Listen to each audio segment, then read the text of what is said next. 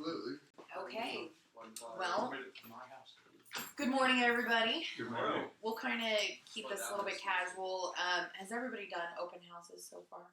I have not. You have not. I just last night finished my final and I'm going to be taking my state licensing test in the next week.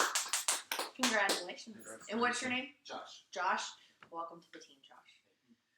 So, as most of you know, I'm Sherry Combs. I have been with Kevo just over 2 years and 2 weeks now. So I got a notification on my Facebook page the other day that said that I posted my first listing on August 6th. So August 6th, 2014 was whenever I really started. So I've been with Kevo since then, and I really got my jump doing open houses. So whenever you do an open house, how to schedule a successful open house, making sure that you have all of your signage out, advertising your open houses, and really making sure that you let people know that you're having an open house, because letting them know on Sunday at 1 o'clock that you're having an open house doesn't always allow for preparation and time. So scheduling open houses, the dates are usually, or the times are usually from 2 to 4 on Sundays, which we all know that. Okay, let's take a step back. I don't really want to teach this like I do in class. So I'll kind of go through the major points, because that's what I was doing, was teaching like boot camp. And I'll just go through some of the major points, and then we'll just have a really good discussion about it, okay? Because I'm sure you guys all have some questions, and I've already gotten a text question about things that we, that's a request for us to cover. So one of the most important things that I like about an open house, or that I suggest for an open house, is that you show up early. Showing up at 1:55 for a 2 o'clock open house doesn't give you enough time to prepare and prep. That's one of the biggest things that I have gotten so many clients just by showing up 30 minutes early. A few months ago, I showed up to an open house. I had been showing houses, and I showed up around 1:15, 1:30, decided to go ahead. I'd been running around, so I showed up early. Went ahead and turned on all the lights, got everything set up and prepared. And at 1:32, somebody walked in the door and says, "I know we're early, but can we go ahead and see the house?" Absolutely. If you can get your homeowners to go ahead and let you be in that house, 30, 45 minutes early, I would suggest you go ahead and do that. People like to be early. There's always those people that like to beat the rush. And surprisingly enough, those are the people that kind of like to, make decisions pretty quickly. And they'll, if they come in and see the house at 1:30 and they leave without showing, or, they're showing vested interest, there's a chance that they could come back around 3 o'clock with the rest of their family and show it off. And some people need a little extra opinion. So I would say definitely arrive early. There are 2 different methods in which you can hold an open house. As most of you know, there's the 3-touch method that most everyone teaches, where you stand in the kitchen and, or you, as soon as somebody walks in, or you stand in a main area, somebody walks in, you go up and greet them, then you come back and bring them the paperwork, and you kind of get their name, and you get kind of the information that they want, and you give them goals, things to look for in the house, things to really grasp a hold of. Give them something to talk about for you or with you. Give them homework, basically. So that's a great method. A lot of people, it works for them. For me, if I have a slow open house, I much prefer to showcase a house. I'll actually show these people through the house, and I think that's the background in me of my father-in-law, who taught me how to do open houses. He was a car salesman, and I think that's kind of where I picked that up from. I watched him and my husband, who's a home builder, watch them both show people through the house and point out special features, point out special, intricacies about each and every house that we were showing, so that they get the tour guide preview of it. You can showcase just about everything. Both methods work. I love the 3-touch method whenever I just have droves of people coming in, because I don't have the opportunity to touch each and every person that's there. Or I do have the opportunity, but I don't have the opportunity to showcase each and every person that's there necessarily. So the 3-touch method works for that. Make sure that you get their information, and make sure that you always have a contract with you. I can't tell you how many times I can tell you always have a contract with you. What if they want to make that offer right then and there? You can always have a contract with you, and you'll never be sorry that you actually carried it. I promise. I was very excited that I was carrying one with me on Thursday whenever I got a phone call from a sign. Showed her a couple of houses, and I always keep, in a vacant house, I always keep a contract in a drawer just as a backup, and it was actually there in the house already, and I showed her the house. I opened up the drawer, filled out the contract, and we went under contract right then and there because the builder was there as well. So, let's see here, info sheet. I always like to have a sign-in sheet. Some people prefer to have a little notebook on them.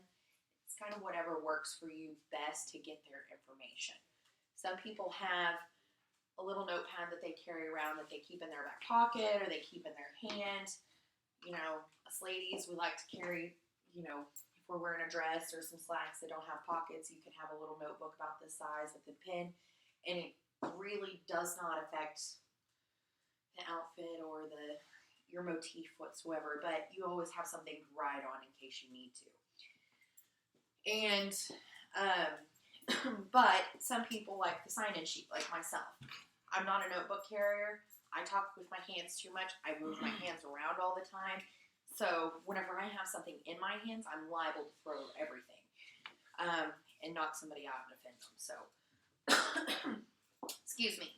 So I always have my sign-in sheet, and just has their name, phone number, email address, and kind of what they're looking for. How I get people to sign in is I guide them to my sign-in sheet.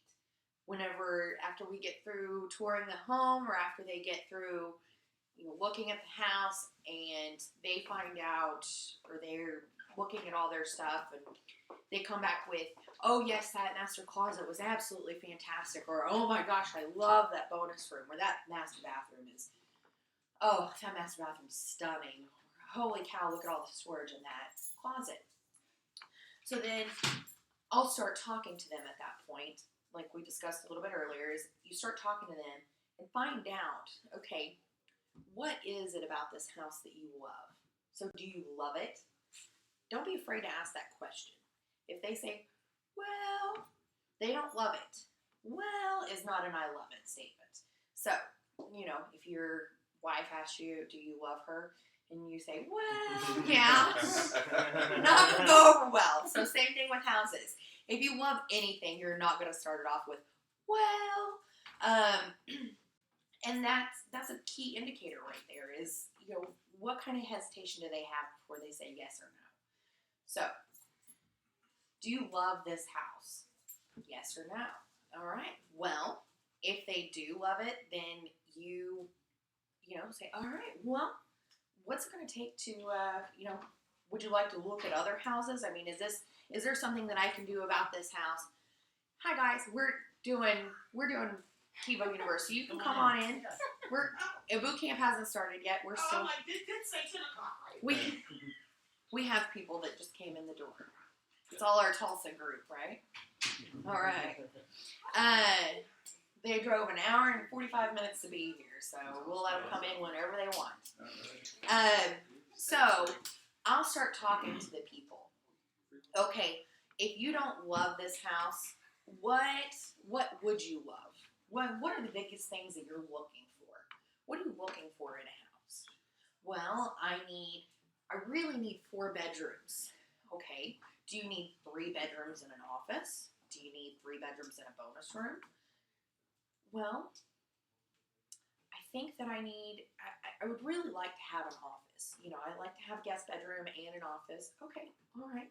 So if I found you a house that had 4 bedrooms plus an office, would you be interested in looking at it? Well, yeah, of course. Okay, what else are musts? So you start fishing. And once you start fishing, they'll start divulging absolutely everything. Most people, they love to talk about themselves. I know I do. And so you start talking to them and getting that information from them, and they start giving you what their wish list is. And whenever I start working with clients, I always ask them for a wish list. Okay, tell me what your wish list is. What is an absolute must, and what is, I wish I really had this, but I could live without it if I needed to. Because most people only stay in their house from 5, 7 to 10 years. Not very long nowadays. About as the length of time that they own a car half the time. So you can get them to give you all that information. And sometimes they're willing to, this is just a stepping stone house. So I'll ask them that information. All right, well, since you want me to give you this, and you want me to, you're looking for this, this, this, and this, then can I give you a call, or can I send you an email? Can I send you these houses through a link whenever I find them and send, to get them to you? What would be the best way to get a hold of you? Oh, well, you can just email me. Okay, great. Here. And so, they're not going to just sign in at your house just because you have a sign-in sheet. I can promise you that. Well, there are those people that always fill out the drawing forms, that they're always looking to put their name in the fishbowl to see if they win something. Those people always sign in because they always want to win something. But the real serious people don't always just, unless they really want you to contact them back and you're busy and they're like, okay, yeah, she'll call me back. But most of the time, people aren't going to give you their information because it's like car salesmen. If you give them your information, what are you going to do? I know, because I was looking at cars last night and I bit my tongue every time I gave those guys my email address. It's like, oh, I know they're going to call me tomorrow, email me. But that's kind of what I need because they're actually looking for something that I want. It's just that So, anyways, sign-in sheets. That's the biggest way that I can say is to utilize your sign-in sheet.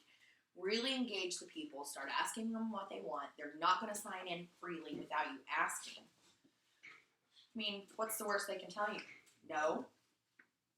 Does that hurt you? No. It might hurt your feelings a little bit. But develop a little bit thicker skin and just move on with it. But start engaging the people that come into your open house. If you're an introvert and it's really hard for you to, start talking to people, slap yourself around or whatever you need to do, get yourself pumped up, because that's talking to people is how you're going to get your clientele. Just picking up business randomly. And once they get to know you, they're going to love you, because I know all but probably 2 of you in this room are pretty nice and warm individuals, and I'm sure the other 2 guys that I don't know very well are very warm individuals. So, it's you have access to what they need. So, all right, let's open it up for questions. Anything I didn't cover that you want to know, Brack? Tomorrow I'm doing an open house for FISBO. Sure. Do you handle those any differently than you would your own listing? No, sir. I handle each and every, I'll showcase an existing home. Yeah, granted, I do a lot of new construction homes. Right. And I understand that, and I know that's not what everybody does, but I don't do it any differently. Because no matter how awesome the house is or how crappy the house is, you can always showcase at least 3 things in that house. Does it have walls? Does it have floor? You get the point. Yeah. It has a backyard? Fantastic. Let's talk about this backyard, Does it Did they just put a new roof on it because insurance paid for it? All right, let's talk about this roof. You know, I mean, you've got to.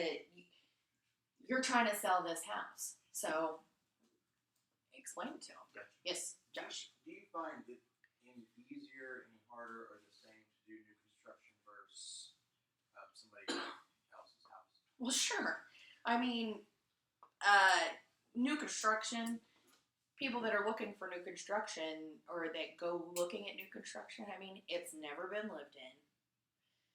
They don't have to worry about the piddly stuff of, finding pipes that are, wires that are corroded and things like that. They don't have the anxiety of living in a house that somebody else lived in.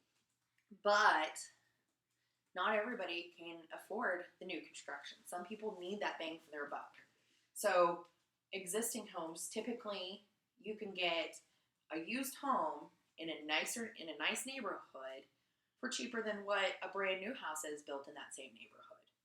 And so, I mean, somebody that, has 4 kids and they really, really need the space, but they really, really want to be in the school district, and they really need to be right here because it's close to the highway and it's easy access for mom and dad to get to work, all that stuff. I mean, those are things, and so, yeah, I mean, you can definitely portray the features of an existing home just as well. So, but yeah, it's a little bit of a different sell, but I don't do my open houses any differently. Who else? Who got questions for me? What are some struggles and obstacles that you've encountered during your open houses? Oh, come on, guys. Contacting the people afterwards. Contacting them afterwards. How long do you wait to contact them the next day? Or I usually go date mode, and I'll give them maybe a day or two. You don't want to be crazy ex-girlfriend, but you want to be interested. You know what I'm saying? And you don't want to be hard to get. So you go between crazy girlfriend and hard to get, and you find that medium of interested. Just call them, follow up with them. I say either that night or the next day you send them. If they gave you your email address, you need to be sending them houses. So then after you send them houses, then as we send people houses on MLS, you can see that they've opened the email. I mean, we can go crazy girlfriend on this. So you can see that they've opened house or opened the link that you sent them. Or you can see that they didn't even read it. So then that's whenever you call. Hey, I was just checking to see if you ever got that email that I sent you, because I don't always like to divulge that I can kind of stalk what they're doing on MLS. Because it makes me look like a crazy girlfriend, Those days are long gone. But so I always go, just check my email, or check the MLS to see if they've opened it. 24 hours. If they haven't opened it, give them a call. Say, hey, I just wanted to check and see if you got that email. Usually they'll say either A, yeah, they did get it because they saw it in their email box, but they haven't had the time to go through it. Okay, great. Just wanted to check and make sure I got the email address right. Let me know if you have any questions. If you want to go over the features of the MLS link, how they can like and favorite different ones on there, things like that. Or if they said, no, they didn't get it. Well, hey, let me make sure that I got your email address okay. And then if not, have them check their spam folder and kind of go through the troubleshooting. Then, if you send it to them, they'll call you and say, yes, I found this house and I love it, love it, love it. That house that you sent me. And then you'll have to ask them, which one, things like that. But I usually follow up within probably about 24 hours, whether it's email, sending them an email within the first 24 hours. Hey, it was great to meet you. If you don't have a chance to run a search within the first 12 to 24 hours after an open house, take 3 minutes, shoot them an email, say, hey, it was great to meet you. I'll be sending you a link soon with these houses on it, and then the next evening, send them a link. Because I know it's hard being part-time and things like that. It makes it a little bit more difficult to do everything right here, right now. And once you build up your clientele, it makes everything, doing it right here, right now. So within, I'd say a couple hours of your open house, shoot them an email. After open houses, I always, after I'm finished with an open house, locking everything up, I'll take 5 minutes in the driveway, shoot my seller a text and say, hey, this is what happened at the open house. These are how many people came through, how many interested, house is locked up, lights are turned off. You guys have a great day. I cannot stress it enough. If you're sitting on an open house for another agent, you better be sending that agent a text message within 30 minutes of finishing that open house unless you're with a client. Because their seller is going to be texting them, asking them how the open house went, and they don't know. So please, please, please, please, please, within the first 30 minutes after your open house, unless you're with a client, you send a text message to the listing agent or the seller. Okay? It's just common courtesy. People want to know who's been in their house. People want to know how the open houses go because the sellers get equally as excited about it. I think I lost my train of thought. You don't pick up for questions. What's that? You don't pick up for questions. Yeah, I know. I got to talking about Crazy Girlfriend, and then I got to talking about sellers and stuff like that. But then, yes, after that, after I send my seller text message, then I'll sit there and look at the email addresses on my sign-in sheet, and I'll send a quick email within the first couple of hours, whether it's right whenever I'm done. If I go home, my kids are going to be crawling all over me, and I've got to go to the grocery store, and I've got to do this, and I've got to do this. So sometime that evening, I highly recommend you take that list and at least send them a text or send them an email and tell them, great to meet you. I look forward to it. I'll send you this link by tomorrow. Give them kind of a deadline. Give yourself a deadline. Things like that. So, questions? Yes, Brett. Sorry. No. I love it. I found that sometimes this hurts me, but I'll print off a list of other homes for sale in the neighborhood, just to be prepared. If people say, I don't really like this, do you know what else is available? I said, well, yeah, this is available. Oh, okay, I'll go look at it right now. I'm like, no, I want to show it to you. So, is there a better way to maybe approach that? Because Why would they go look at it? How would they get to go look at it right now? Because I'll show them a list, and I was like, oh, I want to go drive by it right now. If it's open, I'm going to look in it. So it's like, wait a second, schedule showing for you. So I'm trying to get to that point where I was a car salesman for 6 years, so I'm doing my best. We need to talk later. It's like, car, come on. So it's just one of those things where maybe there's a better way to approach it because it's killing me. So. Okay. I do always bring a list. Always bring a list with me of houses open in the neighborhood or houses that are for sale in the neighborhood. And Carrie can attest that having that list actually works in your favor. He got a client from doing so as he was sitting on the open house with me. I said, here, and he was like, all right. They went and looked at the houses together. I'm a little bit more pushy than a lot of people, believe it or not.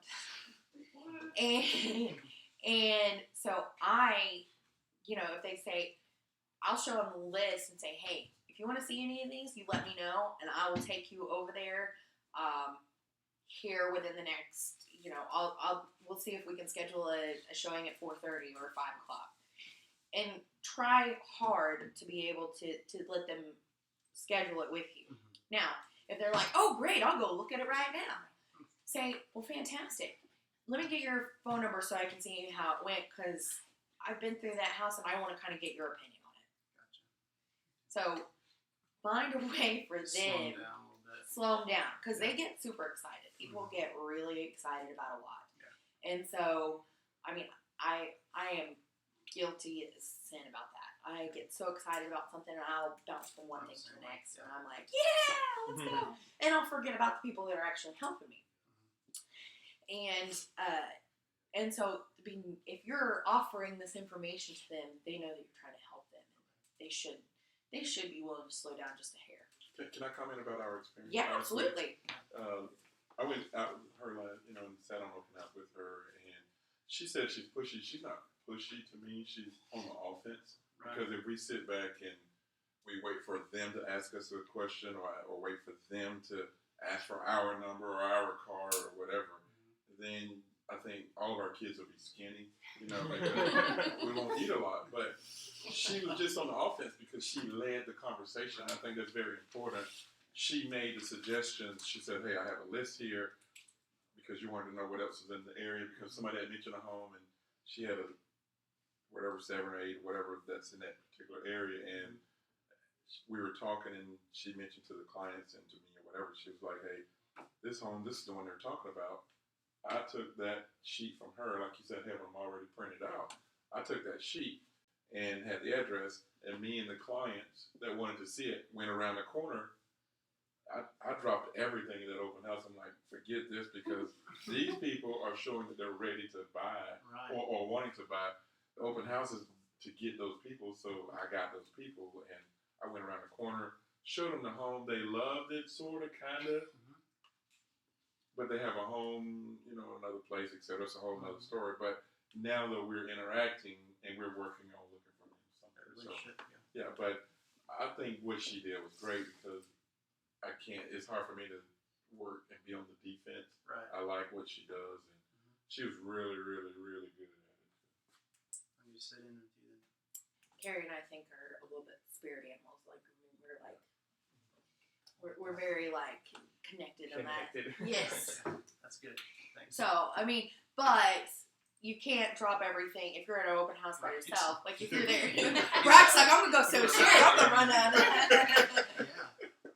Yes. No, it's fine. But if you're there for an open house, you can't always do that. But I always kind of push them to say, okay. I was like, well, you know what? Let me, here, I'm texting the realtor right now, or I'll call the realtor right now. Hey, Suzanne, can we see this house at blah, blah, blah, blah, blah, at 5 o'clock? Okay, great. Well, all right, so I'll meet you guys back here at 5 o'clock. I'm a take control kind of girl. So, and you don't have to be as, but if you drive the situation, then it's kind of your, yes. How does that work if you've gone and you've scouted out houses, and obviously some of the houses are going to be under other agencies? Mm-hmm. And how does that work when you show them the house knowing that somebody else is representing the seller? Well, then you're representing the buyer at that point. So the question was that if somebody, if you show somebody a house that's from one of your printed sheets. Now, if they have a realtor, that's not going to really work for you that well. No, right. But if you take those people there, they're not represented already by another agent. You take them to another house and show them that house, you're their agent. Okay. So, and I'm sure all this kind of sounds a little bit crazy right now, and it's. Well, I'm crazy, so I'm ready for crazy. Love it. that was. We should hang out. Yeah. Good drinks there, but that I guess that was because I'm thinking I'm driving by this here's a Remax agent that's selling this house and like that. Sure. And you're walking up and you're just like, I'm now the agent. So you're now the buyer's agent. Okay. Yeah. So, I do it all the time. So buyer's agents always ends with happy. It's always a happy ending whenever you're a buyer's agent. Seller's agent. Hopefully it's a happy ending, but it's not always the case. So, that's, buyer's agents are always fun, but, you have to have a heavy mix of both. You just have to, be a seller's agent to help get those open houses and then whatever. So, all right. Sure. I like this. I have a question about that. Yeah, okay, if you have somebody that's really interested in you send them houses, how many do you usually send at first? That's a good question. How many do I actually send them whenever I email them? Well, it depends on how narrowed down their search is, but I try to send them about no more than 10.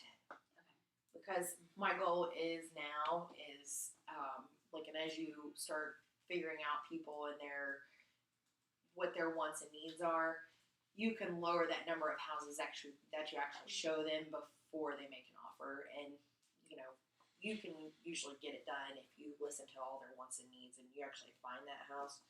You can usually get that done in under 10. Well, and like my very first clients that I got from an open house, they just wanted to be by the turnpike. I'm like, great. Which I turnpike? I showed them a house in Yukon, and Kilpatrick Turnpike? yes, and I'm like, oh my god. And so down it one. was. Fortunately, I found the house and everything, but Well, good. But it's like that I struggled with that. Like, Well, how many, Okay, so they wanted to be by the turnpike. All right, so did you ask them the other questions of price range? Okay, well, if their price range is under 200,000, well, that already knocks out several. How far away from the turnpike do they want to be? Do they want to be 1 mile, 2 miles, 3 miles? 5 to 10 is okay? All right, cool. What school district? Doesn't matter? Okay. Well, then what style of house? How big of a lot? Just what color brick do you want? Like, I have gotten down whenever there's too many houses. All right, so what color brick do we like? If we're being this nitpicky, like, you're going to run yourself ragged if you go show them 50 houses in a weekend. You're going to be so exhausted and you're going to hate yourself. So, she's like, yeah, you do. Well, because I have some other clients that I'm working with now that I sent them like 8 houses, and she sends me an email back. We would really love to see all of them. I'm like, well, that's fine. Okay. 8's not bad, but say, okay, well, kind of, have you already seen houses with them before? Or is this your first outing? Well, okay. I'm talking about 2 different people. So Okay. the ones that I'm The with, one that want to now, see 8 houses. I met them at an open house, and yes, I actually did show them those 8 houses. So You showed them all 8? yes. Okay. Or actually, and they're also the ones that are on Zillow all the time, and they're sending me, "Can we look at this one? Can we look at this one?" And I'm like, "Oh my I god!" get that too. And so, how do you? I just stopped looking. I'm just Yeah. kidding. Jasmine told me at one point to say, hey, send them a list of I sent people a list of 15 houses. So pick your top 3 that you really like. We'll go see them in one day. Yeah. You have to give them a Because, number. showing Yeah. 8 houses in one day, there's no way they're going to remember what paint color was in this bedroom from the paint color that was in this bedroom. And fortunately, on that, they were in the same 2 neighborhoods, so Yeah. it worked out. But I actually have some other people that I'm working with that are from out of town, and today I'm gonna be so tired. They want to see all these houses, and I'm like, and I will talk to them today and say, listen, Yeah. because I told the first people, My let's first... not get overwhelmed here with all Right. these houses. So Okay. let's try to So this is how I do it on whenever I schedule my first outing, is I'll let them pick a maximum. I say a maximum of 5, but I usually try to keep it to about 4, depending on where they're at. I'll say, okay, pick your top 4 or 5, I try to keep it about top 4. I would say 4. So, top 4, pick your top 4 houses. Then, once you go through those houses with them, if they haven't already divulged, because some people, it's like open heart surgery trying to get what they really like in a house. Some people it's just gotta feel right. Well, those people make me make me wish I had open heart surgery just so that I didn't have to deal with that. But whenever you're walking through these houses, you kind of figure out what's important to them. Okay, so your most important thing is XYZ. Okay, great. So you take out all the other houses that don't meet XYZ. And then, and you just have to really narrow it down. And anytime they send you another house, you click through the pictures, you look at it, it doesn't meet XYZ. Okay, then why did you want to see this house? Well, I just really like the look of it. Well, but it doesn't meet XYZ. And you have to be the voice of reason and logic with them.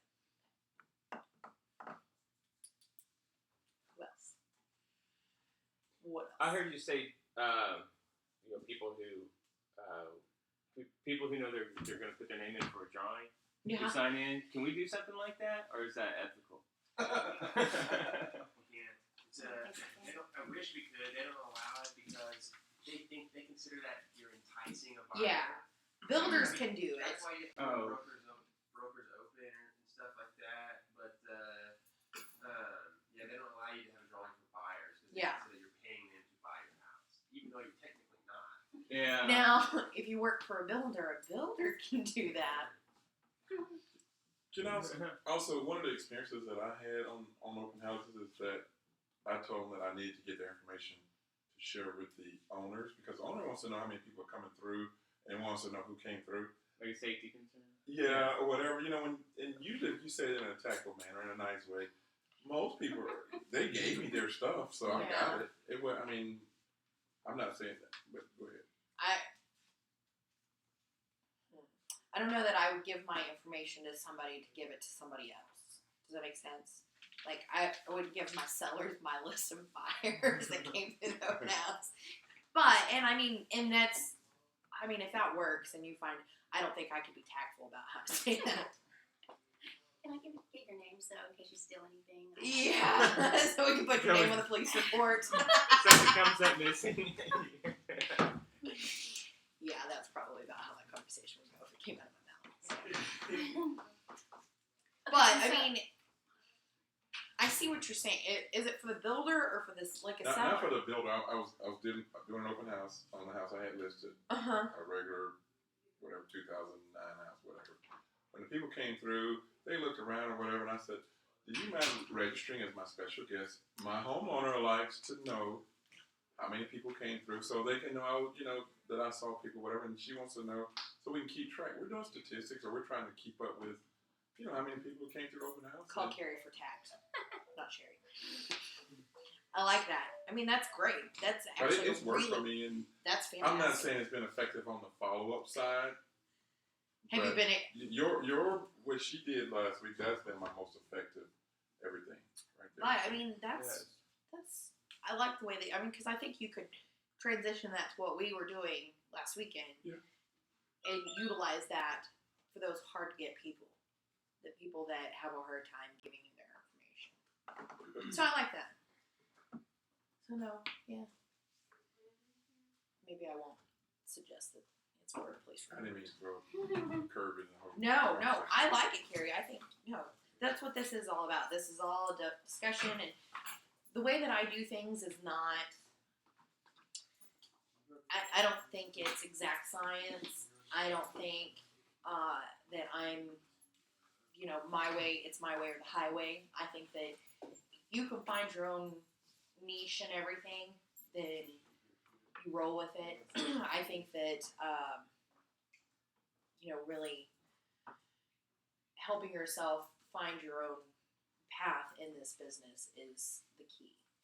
And find a way that things work for you. Whatever works for you is how you need to do it. Within reason and ethical and things like that. But if you do cartwheels in the middle of your open house and that gets you buyers, then get it. But I won't be going in there doing it, a balance beam routine. But the way that, some people do it is not the way that, works for me. So it's all about finding your flow, using your personality, using your God-given talents to make things work for you. So, anybody else? Any other questions? Yes. So I have an open. Sorry. I have a house that's actually an owner licensee house. Okay. And we've put it on the market forever, since like April. Since I got my license in April, they didn't actually set it with me until June. But Okay. my parents are in it too, so they're for open houses. Do I take like the owner licensee sign off just for the open house? Are you the owner? Yes. Oh. So I get actual feedback instead of, oh yeah, this is great. That's a tough deal. Mm-hmm. Curtis, is it? He has a thing that he does open house, like a house that he does open houses on. He's part owner in the house, but can he take the owner licensee sign off of the sign during open houses so that people actually give him honest feedback? I don't think so. Yeah. I mean, I think if you're advertising your facility, you have to always have that out there. Right. So maybe switch open houses with somebody. You know, I mean, You don't tell them you're the owner. Like, I'm doing this for the owner. doing it for the sale. If I get the honest feedback, then I'm like, oh yeah, I actually am the owner. Yeah. And then, sorry, I'm going back, but, so what kind of wording or reasoning or whatever do you use when you tell people, hey, let's not see 15 houses, let's just, I mean, because, sometimes they just, I don't know, they just like want to see a bunch of houses, and so I Are feel they like, serious? I mean, that's whenever you start yeah, I mean, finding out and if they've you're gotten actually. pre-approved and everything. I think these particular people, I think they just want to, it's like, There are always going to be those people that have to see every option, even if option number 2 was their absolute favorite. They have to see all 32 options in order to really believe that number 2 was the best. And that's just personality based. And some people are just like that. Unfortunately, I'm kind of like that. I've learned to kind of narrow it down a little bit, but I mean, just like every one of the agents are different, every one of the buyers are different. So I would suggest that they're going to get tired of taking every day to only look at 4 or 5 houses. So knock it down and say, okay. Because if you keep doing that, if we look at 15 houses in one day, you're not going to remember A to Z. So. Thank you, Sharon. Yes. All right. Thanks, guys. Thank you. thank you. Please do not touch the free stuff that's on your desk. Oh, darn. Yeah, unless. of Bye, course, you stay. guys. And you can have it.